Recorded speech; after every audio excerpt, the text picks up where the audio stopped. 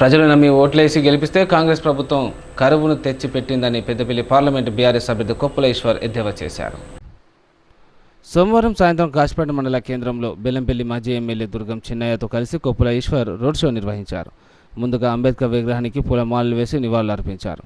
ఈ సందర్భంగా వారు మాట్లాడుతూ అబద్ధపు హామీలతో అధికారంలోకి వచ్చి కాంగ్రెస్ ప్రభుత్వం తెలంగాణ ప్రజాన్ని మోసం చేసిందని అన్నారు.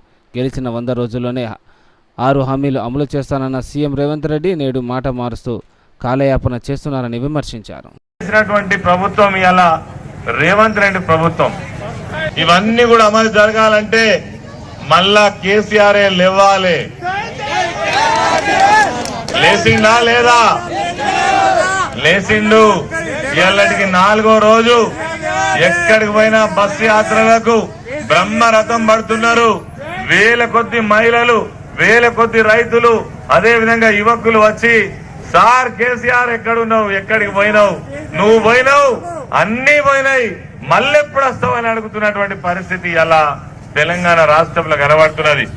కేసీఆర్ గారి యొక్క చేతులు బలం చేస్తేనే వీళ్ళను మెడలు వంచి ఏవైతే చెప్పినటువంటి హామీలు ఉన్నాయో వాటినన్నిటి కూడా అమలు చేయించేటువంటి బాధ్యత మరి బీఆర్ఎస్ పార్టీ కేసీఆర్ గారి నాయకత్వంలో మీకోసం కొట్లాడతామని ఈ సందర్భంగా మనవి చేస్తా ఉన్నా.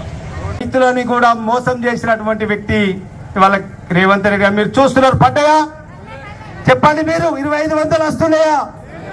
2500 వచ్చిన వ్యక్తులే చేయి గుర్తుకు ఓటేయండి, లేని వాళ్ళు కారు గుర్తుకు ఓటేయండి.